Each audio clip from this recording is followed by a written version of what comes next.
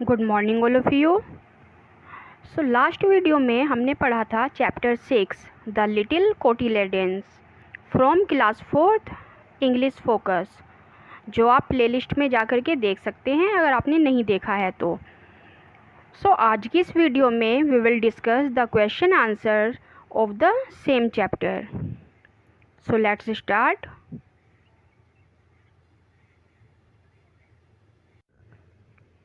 So, part A is comprehension. Tick the correct answers. So, there are two options given here with every sentence. So, you have to find the correct word. Okay. So, first is Marjorie knew that the flowers or seeds could not grow in a single night. तो Marjorie को क्या लगता था कि single night में क्या नहीं उगेगा, क्या ग्रो नहीं होगा। So the correct answer is seeds. Correct answer is seeds. Then the radish leaves, the lettuce leaves and the beet leaves looked alike or different. So all the different leaves were looking alike. Alike होता है एक जैसी, वो जितनी भी leaves थी सभी एक जैसी दिखाई दे रही थी। Then third is plants are divided into 2 kinds or 3 kinds. So plants are divided into 2 kinds, monocotyledons and dicotyledons. Then plants that have one food leaf are called. जिस प्लांट पे सिर्फ एक फूड लीफ होती है उसको क्या बोलते हैं? Monocotyledons. Done. Then in nurseries trees are raised for forest and parks. Nurseries में जो ट्रीज जो उनके पास प्लांट्स होते हैं, सीड्स होते हैं, वहाँ पे किस लिए उगाए जाते हैं? वो फॉरेस्ट और पार्क्स के लिए उगाए जाते हैं। Clear? Then question answers. Question number 1 is why could Marjorie not wait to look at her garden. Marjorie अपने आप को क्यों नहीं रोक पाई गार्डन में जाके देखने से? So the correct answer is she planted some seeds at her garden. उसने अपने गार्डन में कुछ प्लांट्स के सीड्स उगाए थे। And she was very excited to see them growing. और वो बहुत एक्साइटेड थी, उनको उगते हुए देखना चाहती थी वो। So she could not wait to look at her garden. इसलिए वो वेट नहीं कर पाई अपने गार्डन में जा कर के देखने से, क्योंकि उसने वहाँ पे प्लांट्स उगाए थे, कुछ सीड्स उगाए थे वहाँ पे, कुछ सीड्स को वहाँ प्लांट किया था उसने। और वो इतनी एक्साइटेड थी, वो देखना चाहती थी कि ये सीड्स कैसे कैसे ग्रो करेंगे, कैसे बड़े होंगे, इसलिए वो अपने आप को नहीं रोक पाई वहाँ जाने से। Clear? Question number 2 is what did Marjorie see after a few days. कुछ दिनों के बाद मार्जरी क्या देखती है वहाँ पे? After a few days, there was a little crack opening up through the earth the whole length of the patch. कुछ दिनों के बाद उसने क्या देखा कि अर्थ में एक छोटा सा क्रैक ओपन हो गया था, एक दरार पड़ गई थी। उस दरार में से क्या दिखाई दिया उसको कि एक बड़ी सी लेंथ जो थी, पूरी की पूरी लेंथ दिखाई दी उसकी। वहाँ पे पैचेस लगे हुए थे, जो छोटे छोटे प्लांट्स वहाँ पे ग्रो हो गए थे। Then question number 3 is why was Marjorie anxious. Anxious होता है सैड, चिंतित। वो क्यों परेशान थी? So the correct answer is Marjorie was anxious because all the plants of different seeds were looking alike and she thought that they had put radishes in all the plants by mistake. Marjorie बहुत ज़्यादा चिंतित थी, परेशान थी, क्योंकि उसको जितने भी वहाँ पे प्लांट्स दिखाई दे रहे थे, अलग अलग सीड्स उन्होंने जो वहाँ पे प्लांट किए थे, सबकी लीव्स उसको सेम दिखाई दे रही थी। और उसने सोचा कि कहीं गलती से हम लोगों ने क्या किया, रेडिश के बीज ही तो सब जगह नहीं उगा दिए, मीन्स सभी जगह हमने एक ही तरह के सीड्स तो नहीं वहाँ पे प्लांट कर दिए, क्योंकि सभी लीव्स एक ही दिखाई दे रही हैं, एक जैसी हैं। Question number 4 is what are food supply leaves. Food supply leaves क्या होती हैं, व्हाट हैपन्स टू देम, और उनके साथ क्या होता है। तो यहाँ पे 2 क्वेश्चन एक साथ दिए हुए हैं, तो we will see the answer of it. So answer number 4 is the food supply leaves are like little pockets that hold food for the plants.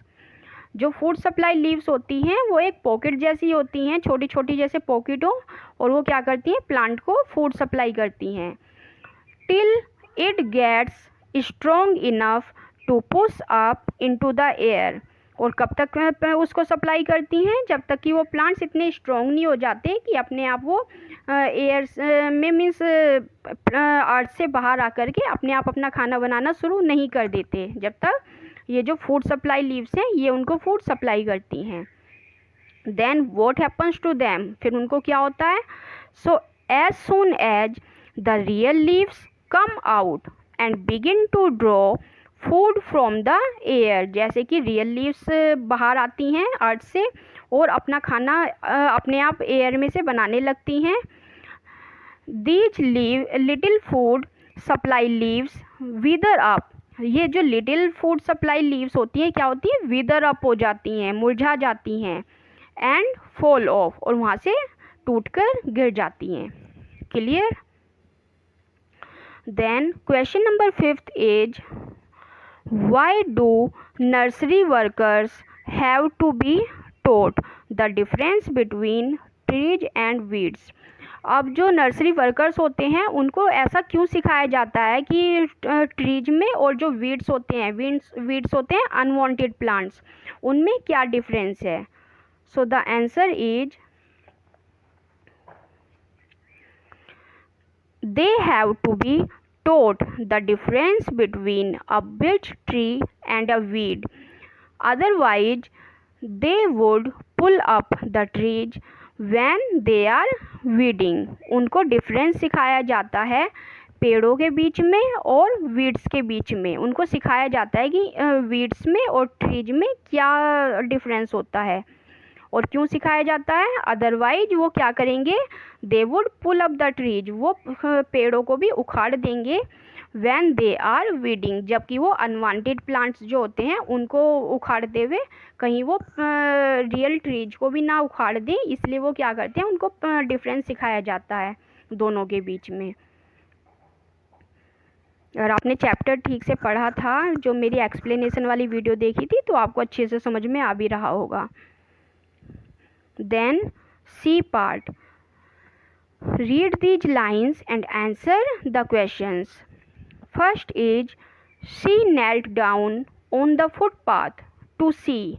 So वो फुटपाथ पर झुकी घुटनों के बल, क्या देखने के लिए। So who knelt down, कौन झुकी। So the correct answer is Marjorie।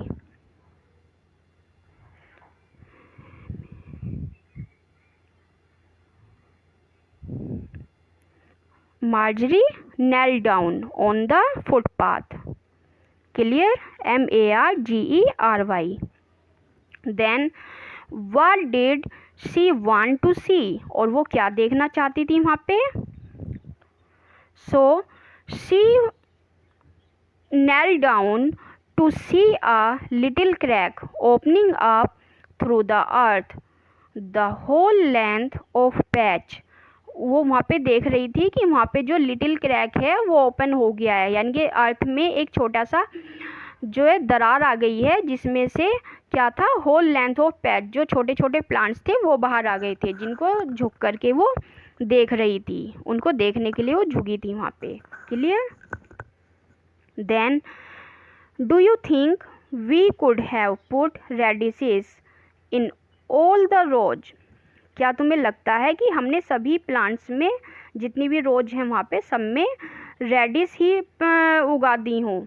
ये किसने बोला था? Who said to whom? So the answer is Marjorie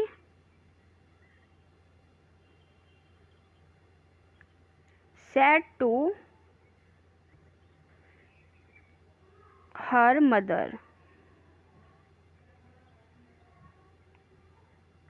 Marjorie ने अपनी मदर से पूछा कि कहीं आपको ऐसा तो नहीं लगता कि हमने गलती से रेडिश ही उगा दी हैं सभी जगह जितनी भी रोज वहाँ पे बनी हुई हैं। So second is why did the speaker से दिस? और मार्जरी ने ऐसा क्यों कहा? सो the correct answer is the speaker said this because all the plants of different seeds were looking alike. क्योंकि जितने भी डिफरेंट प्लांट्स थे, अलग अलग जो डिफरेंट सीड्स थे, उनके जो प्लांट्स थे वो सभी क्या लग रहे थे? अलाइक होता है एक जैसे, सभी एक जैसे दिखाई दे रहे थे। देन हाउ फनी, मार्जरी ने बोला था। So what was funny? तो फनी क्या है इसमें? सो it was funny to know about the plants of different seeds look alike. ये जानना उसके लिए बहुत फनी लग रहा था कि अलग अलग सीड्स वो प्लांट किया उन्होंने और सभी के जो लीव्स थी वो एक जैसी थी। मीन्स सीड्स अलग अलग और जो लीव्स हैं सबकी, जो न्यू बॉर्न जो प्लांट्स थे वो सारे के सारे एक जैसे दिखाई दे रहे थे। So it was funny for her. Why was it funny? और ये फनी क्यों था? Because the workers in nurseries would pull up the trees when they are weeding if they are not carefully trained. अगर nurseries में जो workers काम कर रहे होते हैं उनको अच्छे से सावधानी से ट्रेंड नहीं किया गया या नहीं सिखाया गया तो वो क्या करेंगे? वो प्लांट्स जो वीड्स है, वीड्स के साथ में वो ट्रीज को भी पुल अप कर लेंगे, उसको भी उखाड़ देंगे। इसलिए उनको ये सिखाना बहुत ज़रूरी है। और ये क्या था? It was funny for Marjorie. और वो उसको बहुत फ़नी लग रहा था कि अगर उनको नहीं सिखाया कि कौन सा वीड है और कौन सा ट्री है तो वो ट्री को भी उखाड़ सकते हैं, इसलिए उनको सिखाना ज़रूरी था। So fourth is discuss in class. Why did Marjorie feel that she could learn a good deal from living in the country. सो इसका आंसर आपको जो क्लास में डिस्कस करना है और अगर आपको अच्छे से समझ में आ रहा है तो इसका आंसर आप मुझे कमेंट बॉक्स में भी ज़रूर दीजिएगा। Then vocabulary part. Prefix such as an, er, dis, in and so on are placed before words to form their opposites. ये जो वर्ड्स होते हैं अगर हम इसमें कुछ प्रीफिक्स ऐड कर देंगे तो इनके ऑपोजिट वर्ड्स बन जाते हैं। और प्रीफिक्स क्या होते हैं? प्रीफिक्स होते हैं the words that we add before these words. अगर हम इनके सामने कोई प्रीफिक्स ऐड कर देंगे तो इनका ऑपोजिट बन जाएगा। सो प्रेफिक्स, प्रे होता है बिफोर। प्रेफिक्स को अगर हम डिवाइड करें तो प्रे होता है बिफोर और फिक्स होता है फिक्स करना, जोड़ना। अगर हम वर्ड्स के स्टार्टिंग में जो भी वर्ड जोड़ते हैं उनको हम प्रेफिक्स बोलते हैं। For example, unpleasant is the opposite of pleasant. Here you see pleasant, pleasant होता है खुश। और प्लीजेंट में अगर हम प्रेफिक्स ऐड कर दें UN तो what will be? It will be unpleasant. और unpleasant क्या होता है? सैड, उदास। तो here you see pleasant means खुश, unpleasant means उदास। तो हमने इसका opposite बना दिया by adding prefix here. What is prefix? Un, UN. So use the prefix un or ir to form the opposites of these words. ऐसे ही हमें भी इन वर्ड्स में un और ir को ऐड करके इनके भी ऑपोजिट वर्ड्स बनाने हैं। So let's see what will be the opposite words. First is able. So it will be unable, UNABLE। unable. Clear? Then second is responsible. Then opposite word will be irresponsible.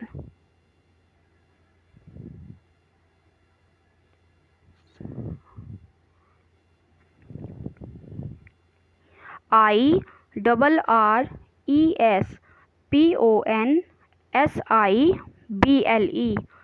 irresponsible. Clear? ये पूरा word एक है. अगर हमारा कोई भी word एक line में पूरा नहीं हो पा रहा हो तो हम क्या करते हैं, छोटा सा हाइफन मार्क लगा के वहाँ पे, और उसका जो बचा हुआ पार्ट है उसको हम सेकंड लाइन में लिख देते हैं. Do you know it?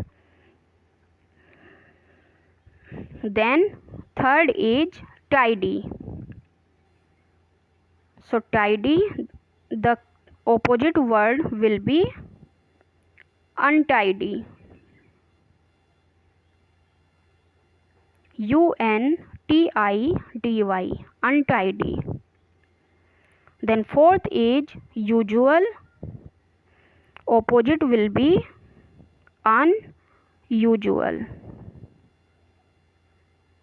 Only UN हमें ऐड करना है यहाँ पे. So UNUSUAL, unusual.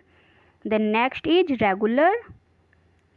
So the correct word will be irregular. IRREGULAR, or we can see IRREGULAR, irregular. Clear? So this chapter is finish. अगर वीडियो पसंद आई है तो लाइक पे क्लिक करना ना भूलें, और अगर चैनल पे नए हैं तो प्लीज़ सब्सक्राइब भी कर दीजिए. सो इसी तरह बाकी नए चैप्टर्स की वीडियो भी मैं बनाती रहूँगी. सो मिलते हैं नेक्स्ट वीडियो के साथ. जब तक के लिए बाय.